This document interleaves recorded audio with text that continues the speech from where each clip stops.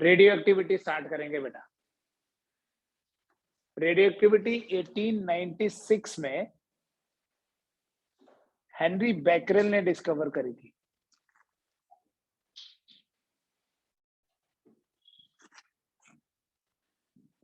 क्या है radio activity? जब हम सिर्फ रेडियो एक्टिविटी बोल रहे हैं ना, actually it is natural radio activity.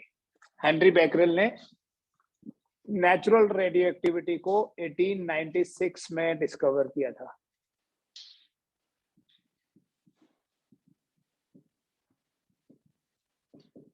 This radioactivity is spontaneous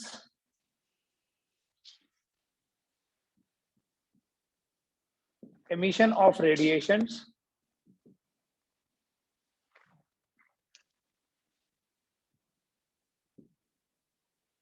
from the nuclei of some heavier elements. This radioactivity is spontaneous. Spontaneous का मतलब है अपने आप होने वाला। एक प्रोसेस है जिसमें रेडिएशंस एमिट होती हैं from the nuclei of some heavier elements. जो नेचुरल रेडियो एक्टिविटी है वो हेवियर एलिमेंट्स की प्रॉपर्टी है। लेड के बाद वाले जो एलिमेंट्स हैं दे आर रेडियो एक्टिव, अगर पीरियोडिक टेबल के हिसाब से देखें तो। It is spontaneous emission of radiations from the nuclei of some heavier elements. Rutherford, madam Curie, pere Curie, बड़े सारे लोगों ने कंट्रीब्यूट किया, कुछ और रेडियो एक्टिव एलिमेंट्स को डिस्कवर किया। लेकिन जो रेडियो एक्टिविटी का कॉन्सेप्ट था, जो पहला डिस्कवरी हुआ, पोलोनियम, रेडियम, रेडान, बड़े सारे रेडियो एक्टिव एलिमेंट्स आज की डेट में हमारे पास है। सबसे पहले रेडियो एक्टिविटी को हेनरी बैकरेल ने डिस्कवर किया था। ये होता क्या है, इससे देखो व्हाट दिस प्रोसेस इज। अगर कोई हेवियर एलिमेंट है, सपोज हमारे पास यूरेनियम का कोई आइसोटोप है। ये यूरेनियम एक radio activity natural radio active substance है। क्या होता है, ये यूरेनियम अगर हम कुछ ग्राम ऑफ यूरेनियम कहीं रख दें तो धीरे धीरे क्या होता है, वो कम होता जाता है उसका कंटेंट, उसका जो अमाउंट है that goes on decreasing and after some time we are left with no uranium. तो वो यूरेनियम कहाँ गया? एक साइंटिस्ट का नाम आपने सुना हुआ है रदरफोर्ड के नाम से। रदरफोर्ड ने इन रेडिएशंस को, जो रेडिएशंस किसी रेडियो एक्टिव एलिमेंट से निकल रही हैं, इन रेडिएशंस को क्लासिफाई किया इनटू 3 कैटेगरीज। एक एक्सपेरिमेंट किया उन्होंने, एक लेड ब्लॉक के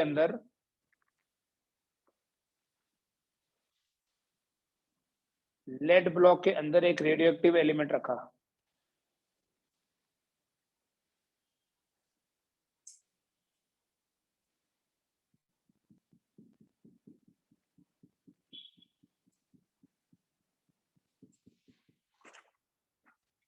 लेड ब्लॉक के अंदर कोई रेडियो एक्टिव एलिमेंट रखा और यहां बाहर से कोई इलेक्ट्रिक फील्ड अप्लाई कर दिया।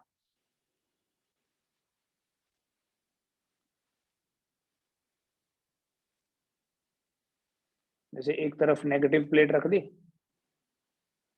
और एक तरफ पॉजिटिव प्लेट रख दी। रदरफोर्ड ने ये ऑब्जर्व किया कि इस एलिमेंट से, इस रेडियो एक्टिव एलिमेंट से जो रेडिएशंस निकल रही हैं, उनमें से कुछ रेडिएशंस स्मॉल एंगल से डिफ्लेक्ट होती हैं टुवर्ड्स द नेगेटिव टर्मिनल। कुछ ऐसी भी रेडिएशन है जो लार्ज एंगल से डिफ्लेक्ट हो गई टुवर्ड्स द पॉजिटिव, बट बहुत सारी रेडिएशन ऐसी भी हैं जो अनडेविएटेड होती हैं, दे गो स्ट्रेट।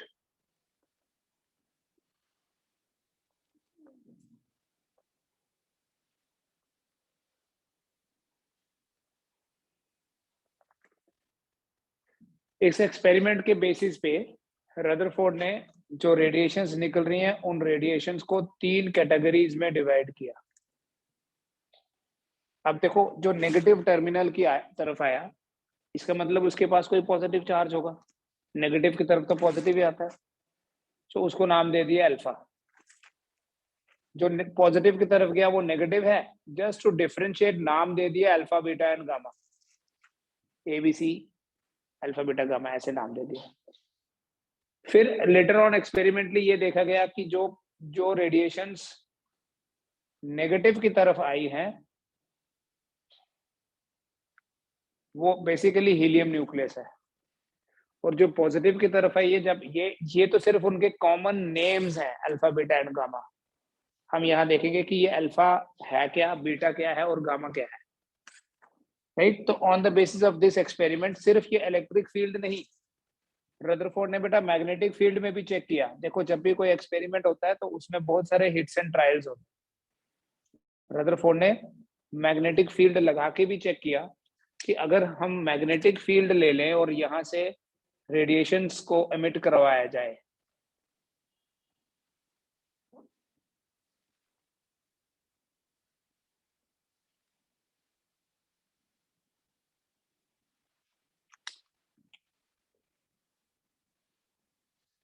तो यहाँ से भी जो रेडिएशंस निकली उनका डिफ्लेक्शन इस तरह से हो गया, कोई लेफ्ट की तरफ, कोई राइट की तरफ और कोई स्ट्रेट। आपने बेटा मैग्नेटिक फील्ड में स्टार्टिंग में पढ़ा है कि जब भी कोई चार्ज पार्टिकल किसी मैग्नेटिक फील्ड के में मूव करता है तो उस पार्टिकल के ऊपर फोर्स लगती है जिसे बोलते हैं magnetic Lorentz force.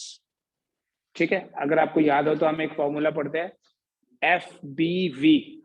Magnetic field inward है, पार्टिकल ऊपर जा रहा है, ये ऊपर कर दिया तो ये लेफ्ट की तरफ जा रहा है, तो ये कोई पॉजिटिव पार्टिकल है, क्योंकि रदर लॉरेंज का जो फॉर्मूला है, लॉरेंज फॉर्मूला, उसमें हम लेते हैं Q V B sine theta. ये क्यू जो है ये कोई पॉजिटिव चार्ज ही है, तो जो charge Fleming's left hand rule के अकॉर्डिंगली डिफ्लेक्ट हो रहा है वो पॉजिटिव चार्ज है, एंड ये वही पॉजिटिव चार्ज है जो यहाँ नेगेटिव की तरफ डिफ्लेक्ट हुआ था, और अपोजिट में नेगेटिव एंड जो स्ट्रेट चला गया, इसका मतलब उसके ऊपर कोई चार्ज नहीं है।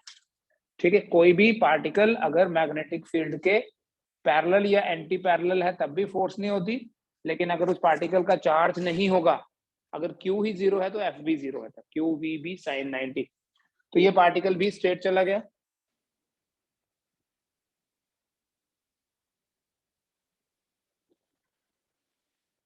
तो इन दोनों एक्सपेरिमेंट्स के बेसिस पे ही was able to classify these radiations into 3 categories. तो ये रदरफोर्ड का कंट्रीब्यूशन है, हम ये बोल सकते हैं कि Rutherford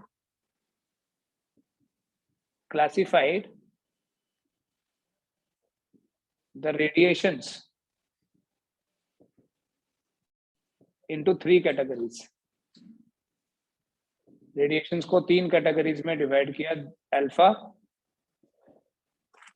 beta and gamma. Alpha radiations, beta radiations and gamma radiations. ठीक है, हम डिटेल में देखेंगे कि ये अल्फा क्या है। इसी अल्फा रेडिएशंस को अल्फा पार्टिकल भी बोलते हैं, अल्फा पार्टिकल्स इमिट हो रहे हैं। बीटा रेडिएशंस को भी हम बोलते हैं बीटा पार्टिकल्स। गामा रेडिएशंस को हम पार्टिकल्स नहीं बोलते, दीज आर जस्ट रेडिएशंस। तो इस एक्सपेरिमेंट के बेसिस पे क्लासिफिकेशन तो हो गई अल्फा बीटा एंड गामा, ये क्लासिफिकेशन तो हो गई कि कोई भी रेडियो एक्टिव सब्सटेंस 3 तरह की रेडिएशंस को एमिट करता है, बट वो रेडिएशंस में क्या डिफरेंस है, कोई पॉजिटिव है तो वो है क्या एक्चुअली, ये तो पता चल गया कि 3 तरह के पार्टिकल्स हैं, positively charge, negatively charge and neutral, but वो पार्टिकल है क्या चीज उसको बाद में स्टडी किया गया। तो ये देखा गया कि जो अल्फा पार्टिकल है, अल्फा तो उसने खाली डिफरेंशिएट करने के लिए नाम दे दिया था एबीसी या अल्फा बीटा गामा ऐसे, an alpha particle is an alpha particle is a doubly ionized helium nucleus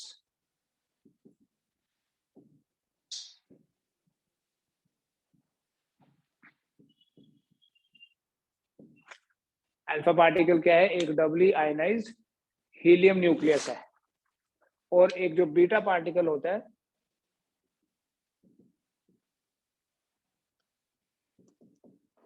beta particle is a fast moving electron.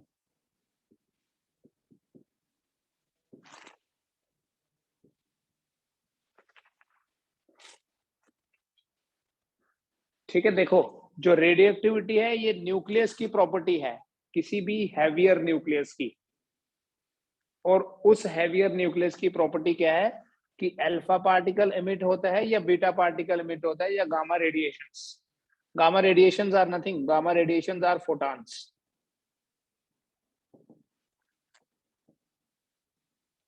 Photons do not carry any net charge. Photons are electrically neutral. तो nucleus के अंदर से ये तो हम easily understand कर सकते हैं कि अल्फा पार्टिकल कैसे आया होगा, क्योंकि न्यूक्लियस के अंदर बड़े सारे प्रोटॉन्स हैं, तो प्रोटॉन्स कंबाइन होंगे, न्यूट्रॉन्स बनेंगे, या प्रोटॉन्स कंबाइन होंगे तो अल्फा पार्टिकल या हीलियम न्यूक्लियस बन सकता है। बट द क्वेश्चन इज, अगर बीटा पार्टिकल एक इलेक्ट्रॉन है तो न्यूक्लियस से इलेक्ट्रॉन कैसे आया बाहर? न्यूक्लियस के अंदर तो इलेक्ट्रॉन होता ही नहीं है। ठीक है, उसका आंसर मिलेगा अभी। पहले देखो कि अल्फा पार्टिकल एक डबली आयनाइज्ड हीलियम न्यूक्लियस है, तो अल्फा पार्टिकल को कैसे एक्सप्रेस करेंगे हम? ऐसे लिखते हैं He24। It is only helium nucleus. He24 मतलब एटम नहीं, He++। जब दोनों इलेक्ट्रॉन्स आयनाइज हो जाएंगे, हीलियम का एटॉमिक नंबर 2 है, there are 2 electrons in the shell, first orbit में दो ही, फर्स्ट ही ऑर्बिट है बस। अब वो दोनों इलेक्ट्रॉन निकल जाएंगे तो वो बन जाएगा, सिर्फ वो रह जाएगा क्या, only nucleus. So that is doubly ionised helium. मैंने बताया था ionisation is the process of knocking out an electron, तो इलेक्ट्रॉन बाहर हो गया, तो इसलिए इसका जो चार्ज होता है वो होता है +2e।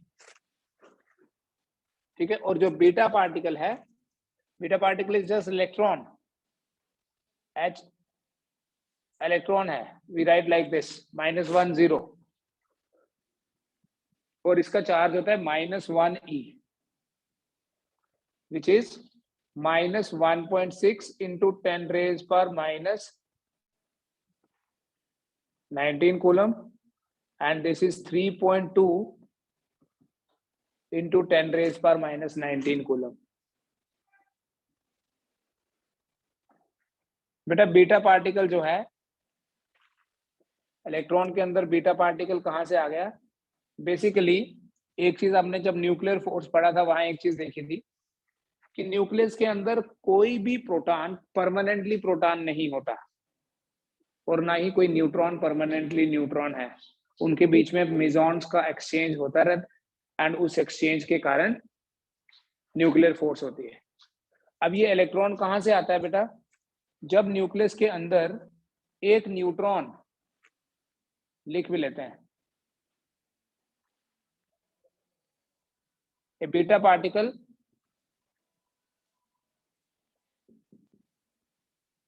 is an electron emitted from the nucleus.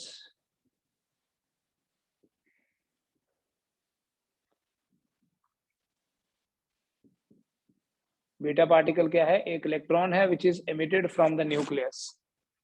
और ये इलेक्ट्रॉन कहां से आया न्यूक्लियस के अंदर से? इनसाइड द न्यूक्लियस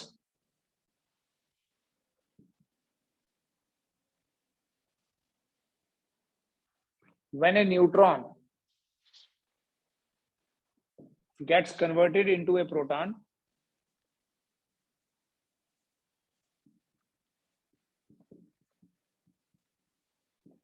जब एक न्यूट्रॉन जो है वो प्रोटॉन में कन्वर्ट होता है,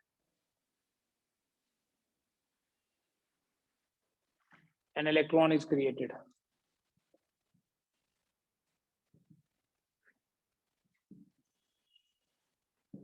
An electron is created along with an anti-neutrino. ये भी एक पार्टिकल है, सब एटॉमिक पार्टिकल है,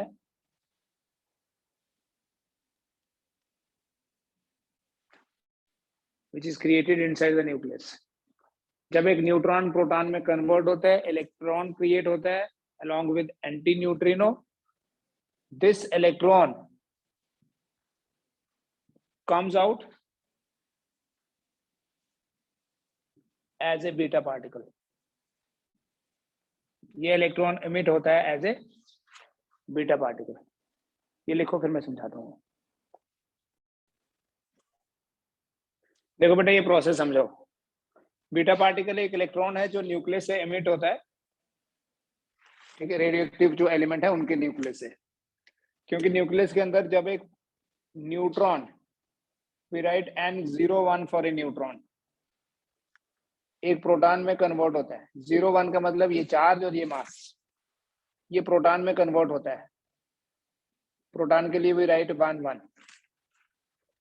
प्लस इलेक्ट्रॉन, एक क्रिएट होगा electron which is -10 along with an anti neutrino. ये न्यूट्रॉन है,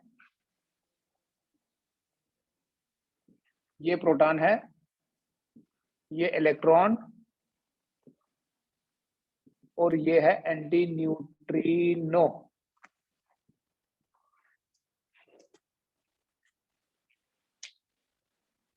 प्रोटॉन का चार्ज 0, इलेक्ट्रॉन का मास 0. प्रोटॉन और न्यूट्रॉन का ऑलमोस्ट मास बराबर होता है. देखिए यहाँ 0 है, ये 1 - 1 0 हो गया. 1 + 0 इज 1. अब आगे देखो, ये न्यूट्रिनो की जरूरत क्या पड़ी? ये बाद में डिस्कवर हुआ पार्टिकल है एक. ये भी पार्टिकल है, सब एटॉमिक पार्टिकल्स की कैटेगरी में न्यूट्रिनो भी one such particle. Neutrino and anti neutrino. बेटा ये जो न्यूट्रिनो है, आल्दो इसका ना तो कोई चार्ज है ना इसका मास है, कुछ नहीं लिखा है, इधर हेयर नॉर हेयर. क्योंकि चार्ज और मास कंजर्वेशन तो प्रोटॉन और इलेक्ट्रॉन के बेसिस पे ही वैलिड हो गया. 1 - 1 1 + 0. ठीक है. तो लेकिन हमारे पास दो लॉज हैं, दो और लॉज हैं चार्ज और मास के अलावा. One is law of conservation of energy and the other is law of conservation of momentum. Experimentally ये देखा गया कि इन दोनों के पास ना तो उतना मोमेंटम है और ना ही उतनी एनर्जी है जितनी इसके पास थी. तो इसका मतलब there must be some other particle जिसने मोमेंटम ले लिया. और वो पार्टिकल 1931 में, आपने नाम सुना है, पॉली का नाम सुना होगा. पॉली ने डिस्कवर किया था. सिर्फ एंटी न्यूट्रिनो ही नहीं, न्यूट्रिनो भी है. देखो जैसे कोई भी पार्टिकल है ना, उसके कॉरेस्पॉन्डिंग एक एंटी पार्टिकल भी होता है. This is a modern physics theory, is called as matter antimatter interaction. Matter antimatter क्या है? कि particle antiparticle interaction is like, अगर एक न्यूट्रॉन प्रोटॉन में कन्वर्ट होता है, एक इलेक्ट्रॉन बना along with an anti neutrino, but the reverse process is also happening. And what is the reverse process? एक प्रोटॉन जो है वो न्यूट्रॉन में कन्वर्ट होगा. Proton is like this, proton gets converted into neutron along with a positive electron and a particle जिसको बोलते हैं neutrino. ये जो पॉजिटिव इलेक्ट्रॉन है, this is antiparticle of electron, इसको पॉजिट्रॉन बोलते हैं. शॉर्ट में पॉजिट्रॉन बोलते हैं, और we can call it as the positive electron. This is called as positron और positive electron.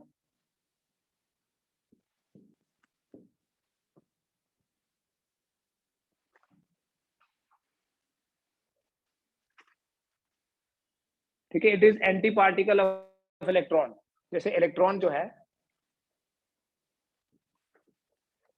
we write its charge is -1.6 into 10⁻⁻31 kg.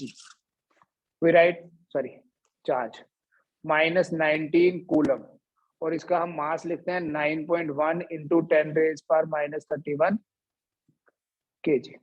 In the similar way, अगर हम प्रोटॉन की बात करें, प्रोटॉन का हम चार्ज लिखते हैं +1.6 into 10⁻⁻19 कूलम, और मास लिखते हैं कितना? 1.67 into 10⁻⁻27 kg. अब देखिए, ये पॉजिट्रॉन क्या होता है? पॉजिटिव इलेक्ट्रॉन इसका, या पॉजिट्रॉन इसका चार्ज उतना है जितना, सॉरी मास उतना है जितना इलेक्ट्रॉन का, इज 9.1 इंटू 10 रेज पर -31 kg, बट इसका चार्ज उतना है जितना इलेक्ट्रॉन का पॉजिटिव या जितना प्रोटॉन का चार्ज। हम ये नहीं बोल सकते कि इलेक्ट्रॉन और प्रोटॉन एंटी पार्टिकल्स हैं, क्योंकि उनका चार्ज एक दूसरे से एंटी है, मास तो नहीं है। इसका तो मास बहुत ज्यादा है इस इलेक्ट्रॉन के मास से। दिस इज 9.1 इंटू 10 रेज पर -31 kg and this is 1.6 into 10 raised power -19 coulomb. Charge of electron, mass of electron. ठीक है, charge of proton and mass of electron, या इलेक्ट्रॉन का ही चार्ज बोलो, charge of electron but it is positive. ठीक है, तो इस तरह के प्रोसेसेस न्यूक्लियस के अंदर हो रहे हैं, जिसमें न्यूट्रॉन कंटिन्यूसली प्रोटॉन में कन्वर्ट होता है और उस प्रोसेस में इलेक्ट्रॉन बनता है, that electron comes out as beta particle. वो इलेक्ट्रॉन बाहर निकल जाता है, उसी इलेक्ट्रॉन को, उस इलेक्ट्रॉन की velocity can be up to 99% of the velocity of light. That is why we call it as a fast moving particle, and that particle is actually electron.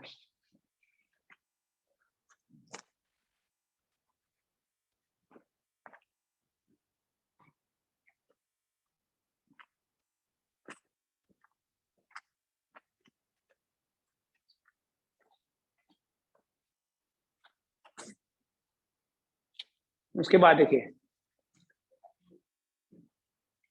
ये अल्फा एमिशन प्रोसेस है क्या?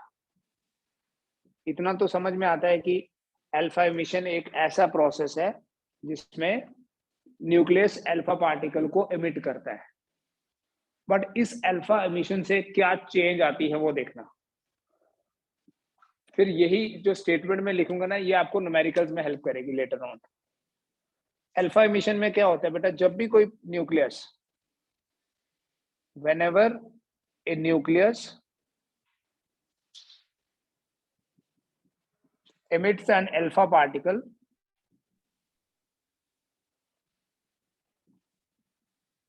its mass number decreases by 4 and atomic number decreases by 2. We write this alpha emission process like this. देखिए, XZA, अगर कोई element है, कोई radioactive element है X, after emitting an alpha particle, it becomes Y. Alpha particle emit किया, ये alpha particle तो आपको पता है कि this is helium nucleus He2 4। Y क्या है बेसिकली, Z-2 A-4। तो ये X बन गया Y, और X का एटॉमिक नंबर Z था, Y का है Z-2। सो वी से कि atomic number decreases by 2। Mass number यहाँ 4 था, यहाँ A-4, सो वी से मास नंबर डिक्रीजेस बाय 4, क्योंकि इस प्रोसेस में हुआ क्या है, एक अल्फा पार्टिकल एमिट हुआ है।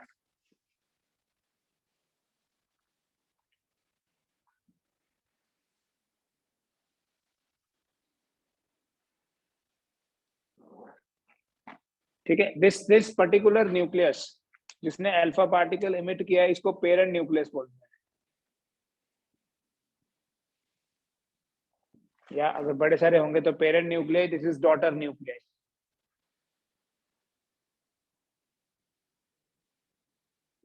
ये अल्फा पार्टिकल है। जैसे यूरेनियम 92-238 एक अल्फा पार्टिकल एमिट करने के बाद बन जाता है thorium. That thorium is 90-34 plus an alpha particle, and alpha particle क्या है, हीलियम 4 ठीक है। तो जब कभी भी मास नंबर 4 से और एटॉमिक नंबर 2 से कम हुआ तो इसका मतलब एक अल्फा पार्टिकल निकल गया। और अगर 2 अल्फा पार्टिकल निकलेंगे, इसमें से भी मान लो अगर अल्फा पार्टिकल निकला तो this will become 230 and it will be 88 ठीक है। तो जो यूरेनियम न्यूक्लियस है बेसिकली एक अल्फा एमिटर है। अब अल्फा एमिट करेगा तो वो यूरेनियम नहीं रहेगा फिर। All uranium atoms are alpha emitters. कोई भी न्यूक्लियस या तो अल्फा एमिट कर सकता है या beta, but after emitting an alpha it doesn't remain same. तो अभी थोरियम बन गया, thorium is a beta emitter, तो ये बीटा पार्टिकल एमिट करता है। प्रोटोएक्टिन बनता है, this process keeps on going, alpha particle beta particle ऐसे निकलते रहते हैं। फाइनली जब तक लेड नहीं आ जाता 82 पीबी, तब तक ये एमिशन चलता रहेगा, because lead is the stable element, वो रेडियोएक्टिव नहीं है। लेड के कुछ आइसोटोप्स हैं जो रेडियोएक्टिव है, but the basic one is not. ये है अल्फा एमिशन।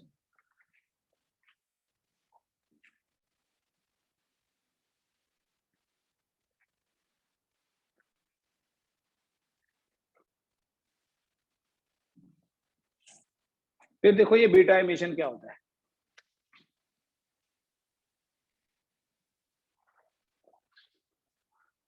बीटा एमिशन ऐसा प्रोसेस है जिसमें बीटा पार्टिकल एमिट होता है, बट बीटा पार्टिकल के एमिट होने से क्या चेंज आती है। जब भी कोई न्यूक्लियस बीटा पार्टिकल एमिट करेगा,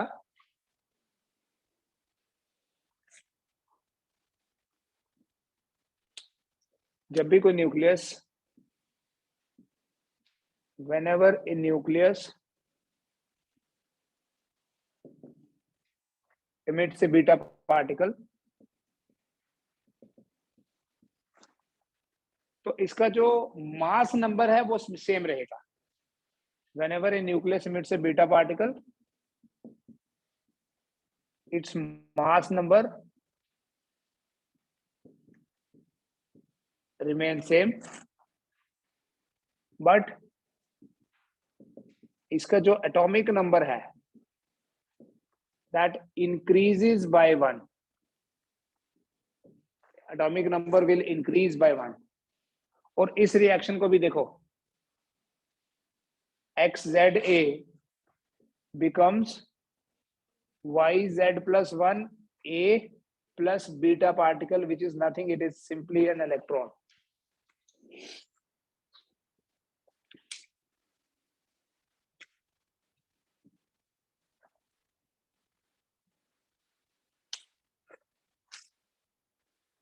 ठीक है। ये एटॉमिक नंबर बढ़ कैसे गया वो भी आप अभी सोच सकते हैं कैसे बड़ा होगा, क्योंकि न्यूक्लियस के अंदर जब एक न्यूट्रॉन प्रोटॉन में कन्वर्ट हुआ, इलेक्ट्रॉन बना, इलेक्ट्रॉन तो बाहर आ गया एज बीटा पार्टिकल, बट जब न्यूट्रॉन कम हो गया तो प्रोटॉन बढ़ गया ना।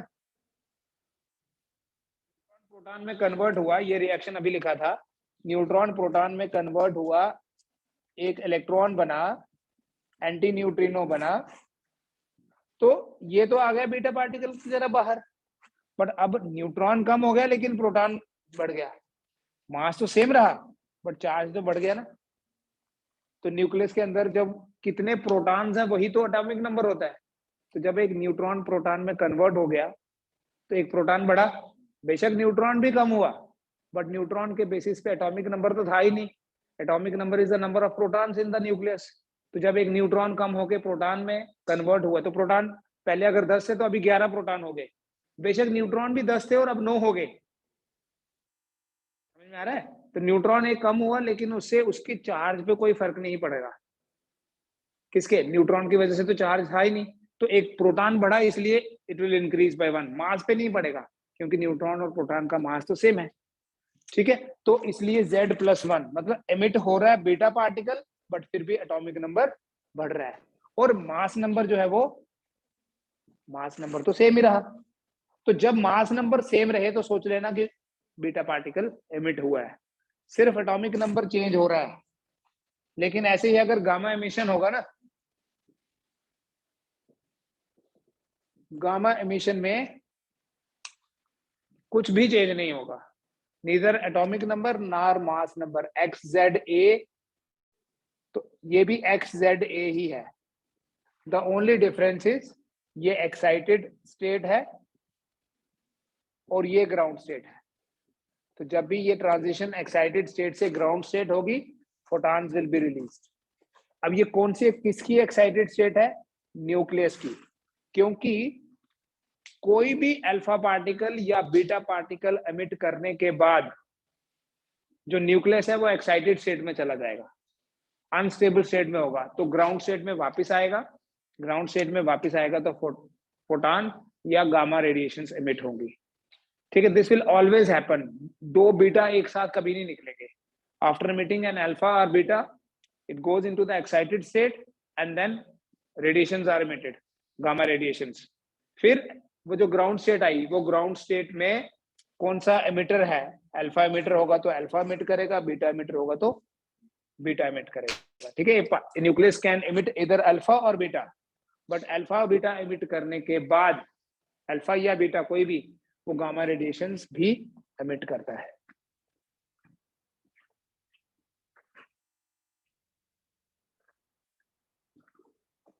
ठीक है, देखो इस पे बेस किस तरह के क्वेश्चंस होते हैं, एक क्वेश्चन दे देता हूं आपको आइडिया, फिर अभी इसी को हम कंटिन्यू भी करेंगे नेक्स्ट क्लास में।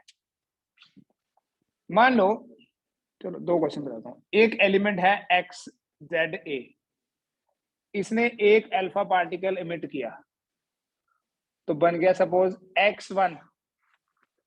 फिर से एक अल्फा पार्टिकल एमिट करके अगर ये x2 बन जाता है, फिर एक बीटा पार्टिकल एमिट करता है, मैं को स्किप कर रहा हूं क्योंकि उसकी वजह से कोई चेंज नहीं आ रहा। x3 बन गया, अगर x1 था, x2 था, x3 हो गया। अभी जब इसने एक अल्फा पार्टिकल एमिट किया, क्या बना? xz-2 a-4।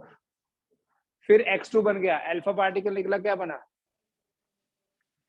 ये z-2 था और ये z-2 z-4 और ये a-8।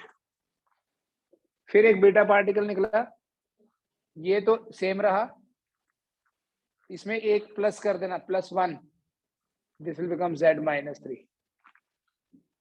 ठीक है, तो इस तरह से अगर आपको ये पता है कि कौन सा पार्टिकल एमिट हो रहा है, तो आप प्रेडिक्ट कर सकते हैं कि जो नेक्स्ट वाला बनेगा उसका एटॉमिक नंबर कितना होगा, उसका मास नंबर कितना होगा।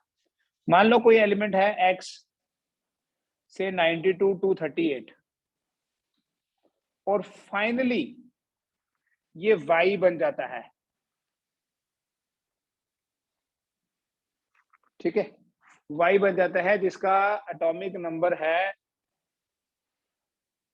80 और मास नंबर है 206।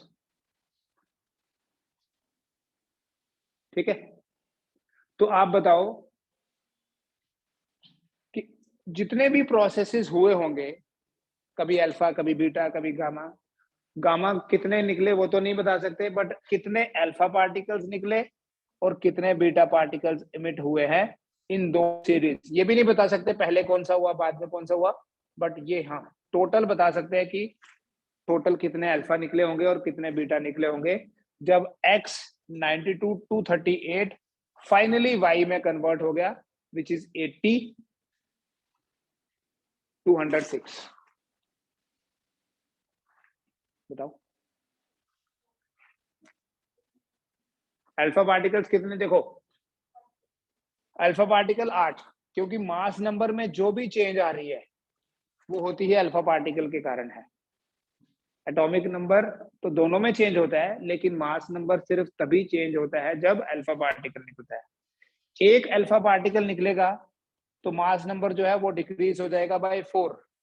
यहां आप देखो कि टोटल मास नंबर में कितना चेंज आया है, 32। मास नंबर में कितना चेंज आया? 238 माइनस 206 दैट इज 32। तो नंबर ऑफ अल्फा पार्टिकल्स कितना होगा? Number of alpha particles will be 32 by 4 that is 8।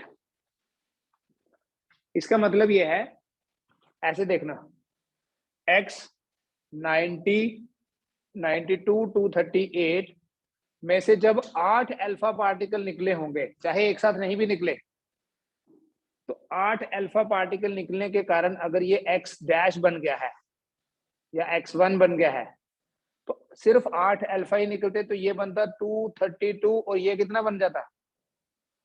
8 alpha particle निकलेंगे तो atomic number will decrease by 16, क्योंकि एक अल्फा पार्टिकल निकलता है तो एटॉमिक नंबर डिक्रीजेस बाय 2, 8 निकले तो इट डिक्रीजेस बाय 16, तो 92 माइनस 16 कितना होगा? 76।